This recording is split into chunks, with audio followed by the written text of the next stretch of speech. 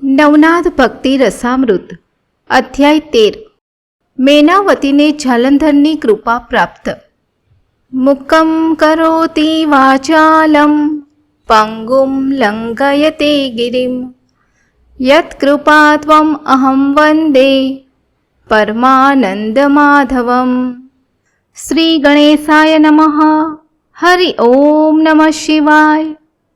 આગળના અધ્યાયમાં જાલંધરે તપ કરીને ગુરુ દત્તાત્રેયને પ્રસન્ન કર્યા અને તેની પાસેથી સદવિદ્યા પ્રાપ્ત કરી ગુરુસ્થાને સ્થાપ્યા. તે ઉપરાંત કાનિફાનો જન્મ વૃત્તાંત સાંભળ્યો. હવે કથા પ્રવાહ આગળ વહે છે. બદ્રિકાશ્રમમાં શિવજી તેમજ વિષ્ણુ અને જાલંધર તેમજ કાનિફા વગેરે ખૂબ આનંદ પ્રમોદમાં દિવસો પસાર કરી રહ્યા છે. જાલંધરે દેવગણની કરેલી નાલેસી અને નગ્નાવસ્થા તેમજ કાનિફાએ ઉદાર ભાવે તેમનો કરેલો ઉદ્ધાર વગેરે વાતો સાંભળીને શિવજી અને વિષ્ણુ વગેરે હસતા વિનોદ કરતા એકબીજાને તાળીઓ આપી રહ્યા હતા. તેવામાં શિવજીએ જાલંધરને પાસે બેસાડીને પૂછ્યું, હે જાલંધર જતી, મારી વાત ધ્યાનથી સાંભળો.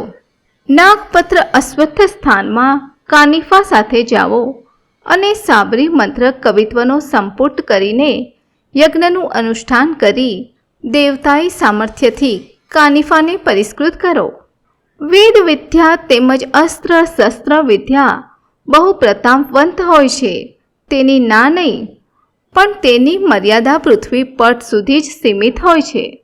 માટે હવે કાનિફાને સાબરી મંત્ર કવિત્વ શક્તિથી અભિમંત્રિત કરો, જેથી જગતમાં કોઈ પણ અસ્ત્ર શસ્ત્ર કે મંત્ર તંત્ર એનો પ્રતિકાર કરી શકે નહીં.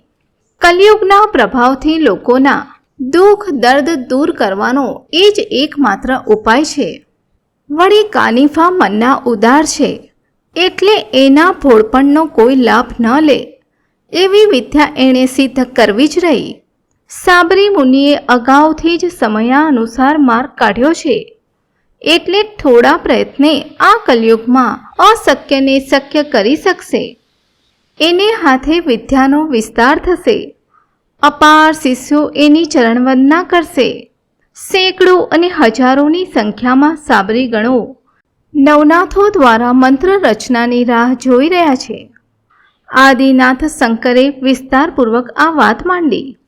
પૂર્વે મત્સ્યેન્દ્રનાથે ખૂબ ખંત અને ઉત્સાહથી 33,95,00,000 કવિત્વ રચનાઓ કરીને મંત્ર વિદ્યાને વીજળી સમાન ચમકાવી હતી. તે પછી ગોરક્ષનાથને હાથે 12,09,00,000 રચનાઓ થઈ. મીનનાથે 5,01,00,000 કવિતાઓ રચી. ભર્થરીનાથે 9,07,00,000 રચનાઓ કરી હતી. તે ઉપરાંત રેવણનાથે 7,04,00,000, નાગનાથે 2,03,00,000 અને જાલંધરે 34,12,00,000 રચનાઓ કરી છે. હવે કાનિફાને હાથે 6,08,00,000 સાબરી મંત્ર કવિત્વ રચનાઓ કરવા માટે શુભ પ્રયોગથી અભિમંત્રીને સતકોટી યજ્ઞનું આયોજન કરો, જેથી એવી રચનાઓ ભવિષ્યમાં કોઈને પણ હાથે કદી થઈ શકે નહીં. કંઈક યુગો સુધી આ પ્રયોગની અસર રહેશે અને જન કલ્યાણ માટે જગતમાં નાથ પંથનો ઝંડો ફરકતો રહેશે. શિવજીની વાત ખૂબ ધ્યાનથી સાંભળીને જાલંધરને અતિ સંતોષ અને આનંદ થયો. શંકર અને વિષ્ણુ બંનેને પ્રણામ કરી એ પોતાના સ્થાન પર ગયા. પછી વિષ્ણુ ભગવાન પણ શિવજીની રજા લઈ વૈકુંઠમાં ગયા. પછી જાલંધર અને કાનિફા બંને બદ્રિકાશ્રમમાં 12 વર્ષ સુધી રહ્યા. તે દરમિયાન બંને જણાએ 40,20,00,000 કવિત્વ રચનાઓ રચી નાખી. ભગવાન શંકર આ રચનાઓ જોઈને ખૂબ સંતોષ પામ્યા અને કહેવા લાગ્યા કે હવે સત્વરે નાગ અશ્વત્થ જઈને હવન આહુતિ પૂર્ણ કરીને 52 વીરોને પ્રસન્ન કરો. સૂર્યકુંડમાંથી પાણી લાવીને 52 વીરોને સિંચન કરી તેઓના મન રીઝવો. જાલંધર અને કાનિફા બંને તત્કાળ નાગાશ્વત્થ પહોંચ્યા. ત્યાં જઈને શંકરજીની સૂચના પ્રમાણે યજ્ઞ કરી પૂર્ણાહુતિ કરીને 52 વીરોને સંતોષ્યા. સૂર્યકુંડનું પાણી લાવી તેનું સિંચન કરી 52 વીરોના આશીર્વાદ અને વરદાન પ્રાપ્ત કર્યા. પછી બંને જણા પાછા બદ્રિકાશ્રમમાં આવ્યા. અહીં બદ્રિકાશ્રમમાં કાનિફાએ લોઢાના ખીલા પર એક અંગૂઠા પર ઊભા રહીને કઠોર તપ શિવજીની સાક્ષીએ આરંભ્યું. આ તરફ કાનિફાને તપ કરવા બેસાડીને જાલંધર પાછા તીર્થાટન પર ઉપડ્યા. વિવિધ પ્રકારના તીર્થસ્થાનોમાંથી પસાર થતા ભિક્ષાન્ન પર જીવન નિર્વાહ કરતા જાલંધરને જોઈને લોકો વિસ્મય પામતા હતા. કારણ કે જાલંધરની સાથે સાથે એના મસ્તકથી અધ્ધર ચારાનો ભારો પણ આવતો હતો. જ્યાં ગાયોનું ધણ જોવામાં આવે ત્યાં ઘાસનો ભારો નીચે નાખતા જતા હતા, જે ખાઈને ગાયો આનંદથી કૂદતી હતી. અગ્નિ પોતે વાયુદેવના પુત્ર અને અગ્નિનો પુત્ર જાલંધર. એટલે પૌત્ર પ્રેમે આકર્ષાઈને વાયુદેવ ઘાસના ભારાનું અધ્ધર એટલે મસ્તકને સ્પર્શે નહીં એ રીતે વહન કરતા હતા. આ રહસ્યને ન જાણનારા એને ચમત્કાર માનતા હતા. પણ જાલંધર તો એની મસ્તીમાં મોજથી એક ગામથી બીજે ગામ ભિક્ષાન દેહી કરતા ચાલ્યા જતા હતા. એમ કરતા ફરતા ફરતા જાલંધર ગૌડ બંગાળ દેશની રાજધાની હેલા પટ્ટણમાં આવી પહોંચ્યા. એક ચમત્કારી સંતને પધારેલા જોઈને વિસ્મિત નર નારીઓના ટોળે ટોળા સાથે ચાલવા લાગ્યા. સાથે ગાયોનું ટોળું પણ ઘાસના ભારાની લાલચે ભાંભરતું ચાલતું હતું. જાલંધર ગાયોને ઘાસ નાખે છે, ભિક્ષા માંગે છે અને લોકોને દૂર ભગાડે છે. એવામાં એક સ્થળે લોકોને ચકરાવામાં નાખીને જાલંધર આડ રસ્તે એક ગલીમાં ગંદી વસ્તીમાં આવ્યા ને ત્યાં રાત્રિ મુકામ કર્યો. આ નગર ગૌડ બંગાળ દેશની રાજધાની હતું. ત્યાંનો રાજા ત્રિલોચન પુત્ર ગોપીચંદ ખૂબ ધાર્મિક તેમજ સુરવીર અને અત્યંત સુંદર અને ઉદાર ચરિત હતો. તેને 16,000 અતિ સ્વરૂપવાન રાણીઓ હતી. દોમ દોમ સાયબી વચ્ચે રાજા ઇન્દ્ર સમાન ઐશ્વર્યને ભોગવી રહ્યો હતો. એની સુરવીરતા તેમજ લાવણ્યતા અને સંગીત ઉપરાંત અન્ય કળાઓની સામર્થ્યતા ત્રણેય લોકોમાં સુવિખ્યાત હતી. અધડક આભૂષણોથી એનું શરીર તે દીપ્યમાન લાગતું હતું. આવા મહાન રાજવી હેલા પટ્ટણ નગરમાં રાજ્ય કરતા હતા. એની માતા અતિ સુશીલ સદ્ગુણી સન્નારી મેનાવતી નામે હતી. પુત્રના આવા અપાર સુખ સમૃદ્ધિ વચ્ચે પણ રાણી મેનાવતી દુઃખી અને ઉદાસ રહેતી હતી. ક્રૂર કાળે આવા અતુલનીય વૈભવ વચ્ચેથી મૈનાવતીના પતિને પોતાના પંજામાં ઝડપી લીધા હતા. એટલે મૈનાવતીને સંસાર પ્રત્યે વિરક્તતા આવી હતી. તેને હંમેશા એમ થતું કે આવી અપાર સમૃદ્ધિ છોડીને પણ એક દિવસ અકાળે મરવાનું જ હોય છે. તો આ જીવનનો અર્થ શું? એ પુત્રને અજર અમર કરવા માંગતી હતી. એક વેળા પોતાના રાજમહેલના ઝરૂખામાં ઊભી રહીને એ શહેરની શોભા નિહાળી રહી હતી. ત્યારે એની નજર કોપિન કંબલધારી વિરાટ મૂર્તિ જાલંધર પર પડી. એના મસ્તકે ઘાસનો ભારો અધ્ધર રહેતો હતો. એમાંથી આજુબાજુની ગાયોને ઘાસચારો નીરતા જઈ રહ્યા હતા. યોગીની અલૌકિક આભા જોઈને રાણી મૈનાવતીને થયું કે નક્કી આ કોઈ દેવાંશી અવતાર છે. એની સેવા અને આતિથ્ય સત્કાર કરવા જોઈએ. એમ વિચારી એણે તરત જ એક વિશ્વાસુ દાસીને બોલાવી. દાસી દોડતી આવીને હાથ જોડીને ઊભી રહી અને કહેવા લાગી, ફરમાવો મહારાણી, મને શા માટે બોલાવી તે જણાવો. હું સેવામાં હાજર છું. ત્યારે મહારાણી મૈનાવતીએ પોતાની મનની ઈચ્છા દાસી આગળ પ્રગટ કરી અને કહ્યું, સુંદરી, મારા મનમાં એવી ભાવના જાગૃત થઈ છે કે જીવનની રક્ષા કરીને આપણું કાર્ય સાધી લેવું જોઈએ. કારણ કે જીવન વહેતા પાણી જેવું છે. એ કોઈને માટે કદી થોભતું નથી, સદા વહેતું જ રહે. માટે જો પેલું કોણ જાય છે, એ જ આપણા કાર્યકારણનું નિવારણ છે. દાસી બુદ્ધિશાળી હતી.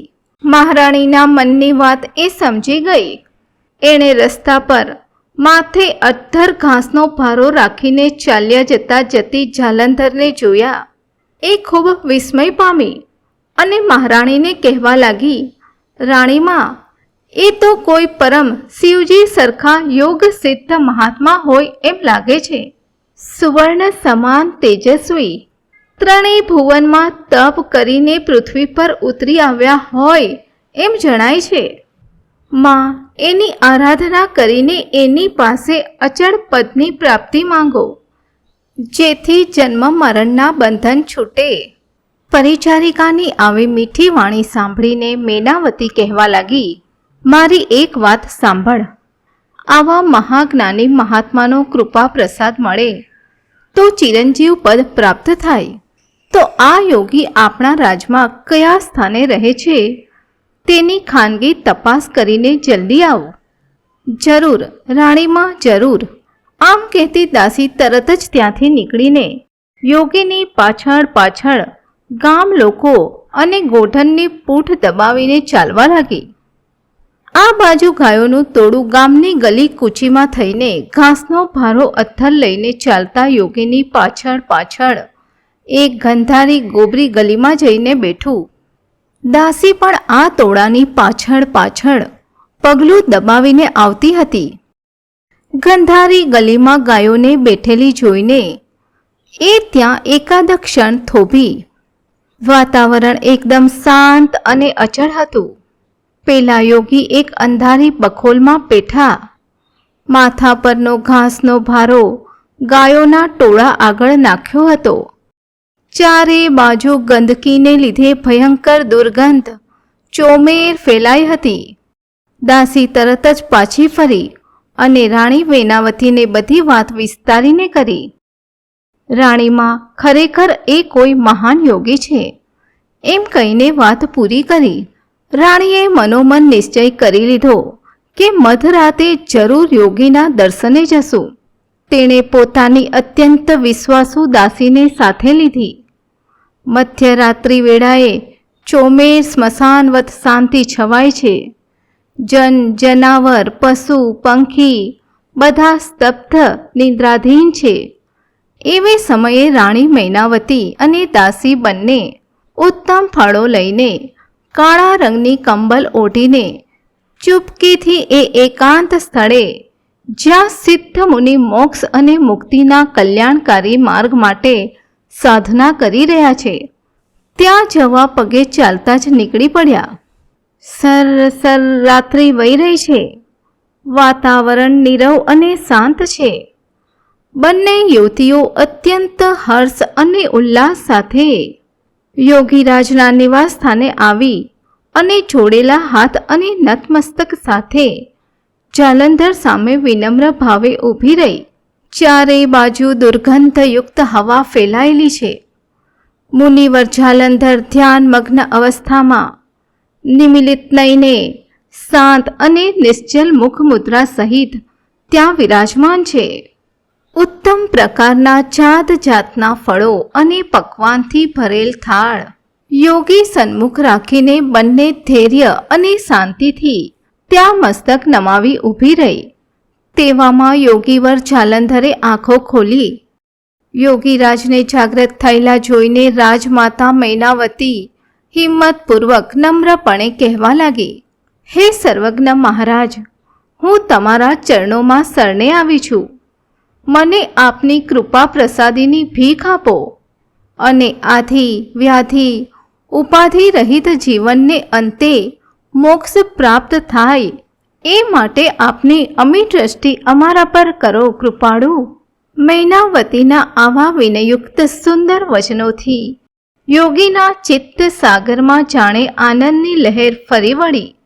ચંદ્રમાં આકાશમાં ઉગતા જેવી રીતે ભક્તિભાવ ભીની ચક્રવાત અસ્તાચળમાં ઉતરવા લાગે, તેવી જ રીતે યોગી જાલંધરની મનસ્થિતિ અગોચરના ઊંડાણમાંથી જાણે ધીરે ધીરે સપાટી પર આવવા લાગી. રાણી મૈનાવતી પણ અતિ ધીરજ અને નિશ્ચલતાથી ભલે મોત આવે તો આને હાથે આવે એવી ભાવનાથી અડગપણે ત્યાં જ ઊભી રહી. જાલંધરનાથ રાણીનો મનોભાવ તો કળી ગયા, પણ એનું પારખું લેવા માટે બનાવટી ગુસ્સો બતાવીને હાથમાં પથ્થર લીધો અને ગાળો દેતા દેતા રાણી પર ફેંક્યો. તમારા દિવ્ય હાથોથી ફેંકાયેલા પથરાથી ભલે મારું મોત આવે, આ શરીર તો નાશવંત છે. એ પથરાનો સ્પર્શ થતાં એ સોનું બની જશે. આમ કહેતી રાણી મૈનાવતી ત્યાં જ અચળ અને અવિચળ રહી. જોગી સંતુષ્ટ થઈ કહેવા લાગ્યા, આ ગંધારા ગોબરા સ્થાનમાં હું પિશાચ જેવો રહું છું, ત્યાં શા માટે તકલીફ આપવા આવી? તું કોણ છે? માં ક્યાંથી આવી? શા માટે ધ્યાન ભંગ કર્યું? ત્યારે બે હાથ જોડીને અતિ નમ્ર ભાવે વંદન કરતા રાણી બોલી, મારા દુર્ભાગ્યે મારા પતિ ત્રિલોચન અકાળે અવસાન પામ્યા છે. હું તેની વિધવા પત્ની છું. મારો પુત્ર ગોપીચંદ હવે રાજા બન્યો છે. તેને આમ અકાળે અવગત થવું ન પડે તે માટે કંઈક કરો પ્રભુ. કાળચક્રની ભયાનકતા એને કદી અડે નહીં એવી મારી પ્રાર્થના છે. મારી પણ એવી દશા ન થાય એવી વિનંતી છે. મંદ મંદ હસતા જાલંધરે જવાબમાં રાણીને કહ્યું, માઈ, મૃત્યુને કોણ ચૂકી શક્યું છે? હું પિશાચ જેવો અબૂધ કાળપાસને કેવી રીતે તોડી શકું? વળી મધરાત્રિએ ગુપ્તપણે શા માટે આવી? પુત્રને જો આ વાતની ખબર પડશે તો મહા અનર્થ થશે અને લોકમાં નિંદા થશે. માટે પાછી જા માં, જલ્દી જા. આ સાંભળીને રાણી નિરાશ વદને ખિન્ન મને જાલંધરનાથને વંદન કરીને રાજમહેલે પાછી ફરી. રસ્તો મળ્યો પણ મનોવ્યથા સમી નહીં.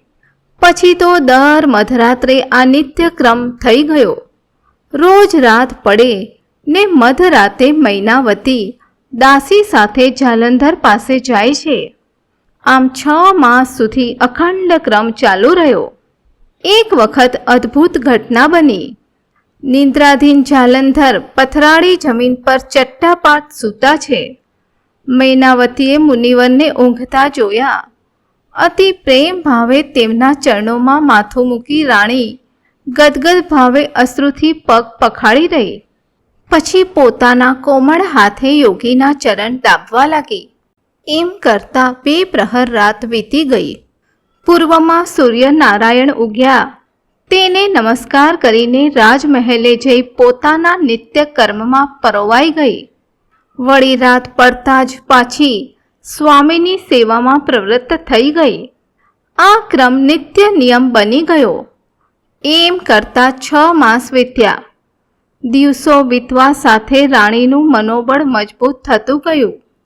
એક વખત એવું બન્યું કે રોજના નિત્ય ક્રમ પ્રમાણે રાણી સેવા કરવા લાગી. નિંદ્રાસ્ત જાલંધરના મસ્તકને ખોળામાં મૂકીને મનમાં જાપ જપી રહી હતી. યોગીરાજની માયાના પ્રભાવથી એક ભમરો ઉડતો ઉડતો ત્યાં આવ્યો અને રાણી મૈનાવતીના ખોળા નીચે ભરાઈને કોચવા લાગ્યો. હવે શું થાય? ખોળામાં ગાઢ નિદ્રામાં સૂતેલા જાલંધરનું માથું હતું. હલનચલન થાય તો યોગીની નિંદ્રા ખુલી જાય અને યોગીરાજ તો ઘેરી ઊંઘમાં ઘોરતા હતા. ભમરો કરડતો અને શરીર કોચતો ઉપરને ઉપર જવા લાગ્યો. શરીરમાંથી ગરમ ગરમ લોહીના ફુવારા ઉડીને વહેવા લાગ્યા.